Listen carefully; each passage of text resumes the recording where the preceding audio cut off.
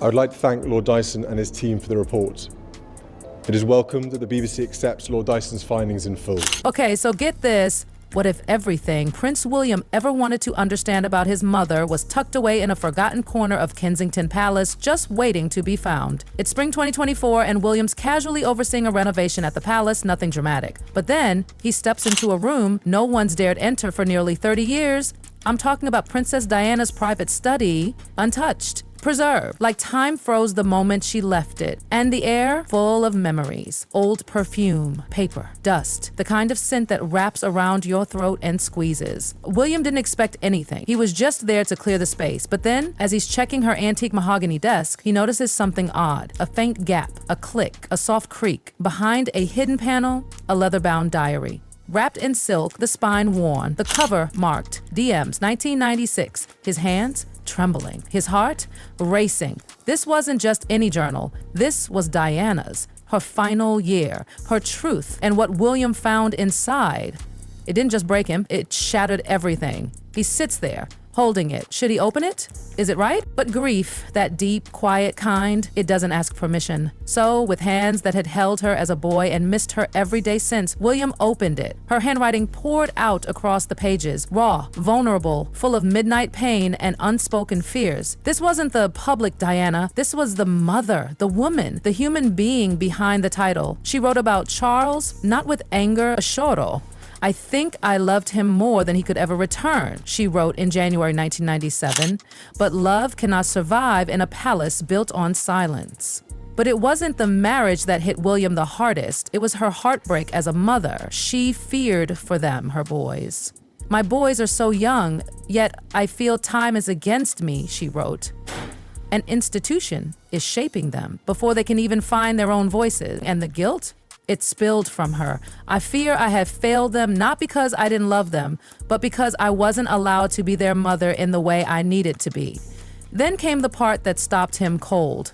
If anything happens to me, they'll say it was an accident, she wrote, but I know too much, and I speak too freely. Chills, right? Suddenly, the diary shifts. You can almost feel it. Her handwriting changes. It's tighter, nervous, urgent. Diana wasn't just journaling anymore. She was documenting, like a woman preparing for something or someone. She started naming people, palace insiders, courtiers, aides, people who smiled to her face but twisted the knife behind her back. She detailed how they excluded her from meetings, changed conversations when she entered the room, fed the tabloid stories to smear her image.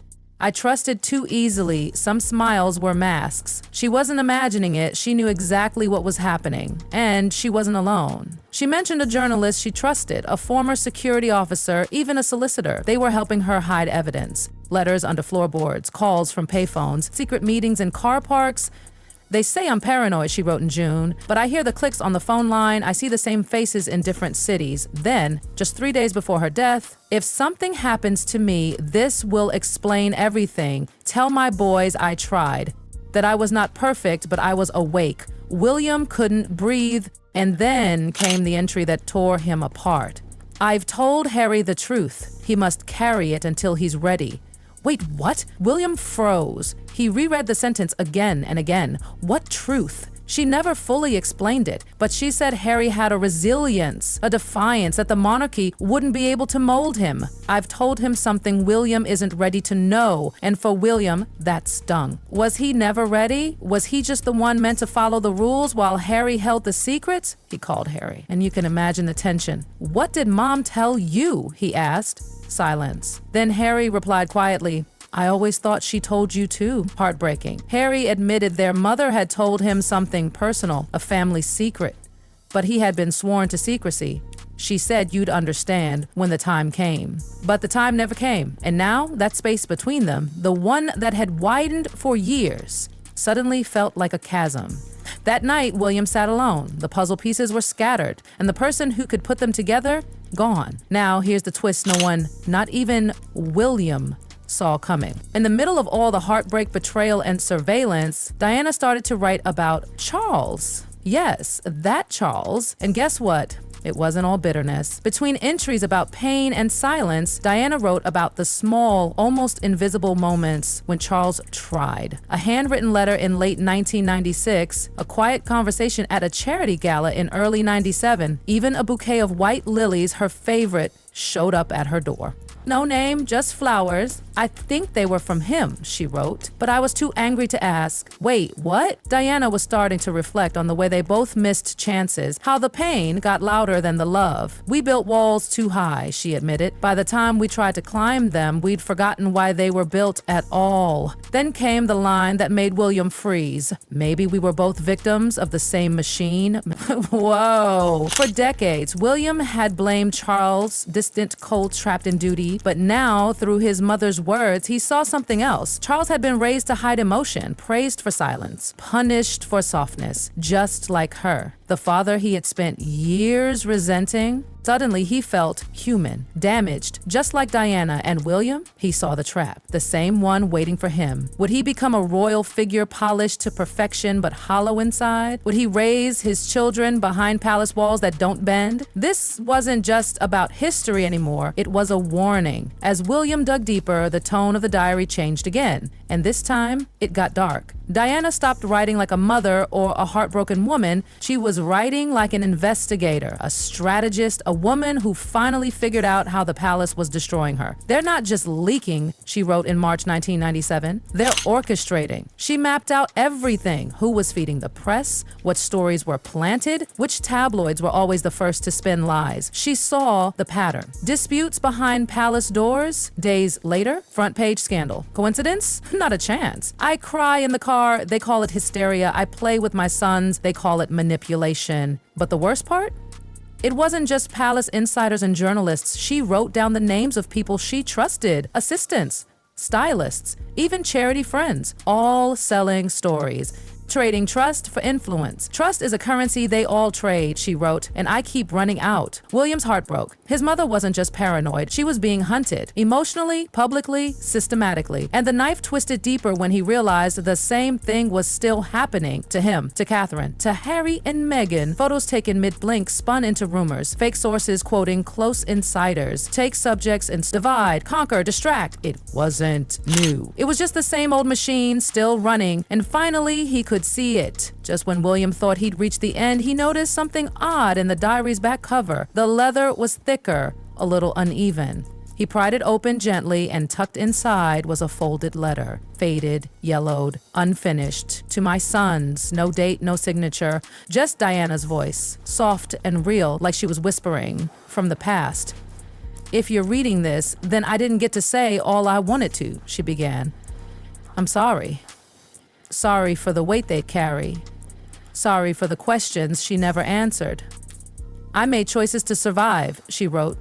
Some were right, some weren't. But every step I took was to try and give you a future with more honesty than I had. Then came the words that hit William in the chest like a sledgehammer. Don't let the crown steal your kindness. Don't become so polished the world can't see your soul. Let that sink in. She begged them not to be hollow men in golden suits. She wanted them to feel, to love, to speak up. They will say emotion is weakness. Prove them wrong. And then her final hope: I believe one day you will change it all. You will break the silence that broke me. No sign off, just a pen stroke, mid-thought, and a smudge. That was it. And William, he just sat there, clutching the page to his chest, tears streaming, not the public tears of a prince, real tears, for a son who missed his mother. And suddenly he knew. He wasn't just grieving anymore, he had a mission. Weeks passed, but William wasn't the same man who first walked into that dusty room. No press releases, no dramatic headlines. He moved in silence, like his mother had. He formed a small team, trusted people, quiet, loyal. He handed them parts of the diary, dates, names, codes.